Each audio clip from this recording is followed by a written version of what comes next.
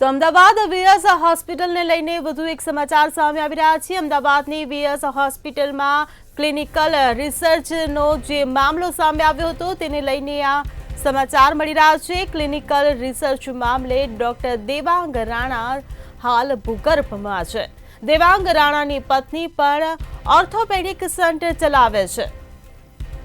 ત્યારે નારણપુરામાં 2022માં દેવાંગ રાણાએ આ સેન્ટર શરૂ કર્યું હતું। સોશિયલ મીડિયા પર પણ ડોક્ટર દેવાંગ રાણાએ પોસ્ટ કરી હતી।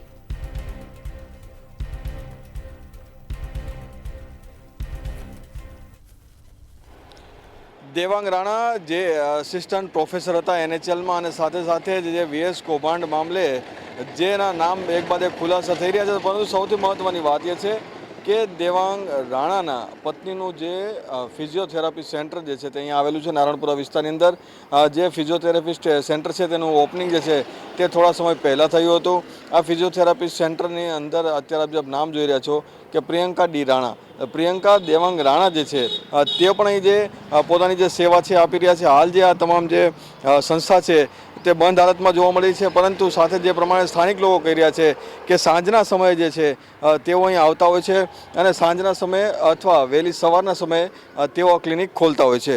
દેવાંગ રાણા જે છે જે હાલ તમામ પોતાના નંબર છે તે સ્વિચ ઓફ કરી દીધા છે અને સાથે તેણે માનસિક અત્યાચારની જે અરજીઓ જે છે તે પણ આપેલી છે, પરંતુ હાલ તેઓ કમિટીની સમક્ષ ઉપલબ્ધ થયા નથી અને સાથે સાથે તેણે આ મામલે કંઈ પણ બોલવાનું ટાળી રહ્યા છે। ત્યારે સવાલો એ ઉદ્ભવી રહ્યા છે કે જે પ્રમાણે તમામ જે ડૉક્ટરો જે છે જે એનએચએલ કોલેજની અંદર પોતાના જવાબ કમિટી સમક્ષ લખાવવા માટે પહોંચ્યા છે, 17 થી 18 કરોડ રૂપિયાનો કોંગ્રેસે આક્ષેપ કર્યો છે, ત્યારે દેવાંગ રાણા પોતાના ફોન સ્વિચ ઓફ કરીને ક્યાં છે તેની પણ જે શોધખોળ છે તે હાથ ધરવામાં આવી રહી છે। કેમેરામેન કેતન શ્રીમાળી સાથે મીર દુધરેજિયા, મંતવ્ય ન્યૂઝ, અમદાવાદ।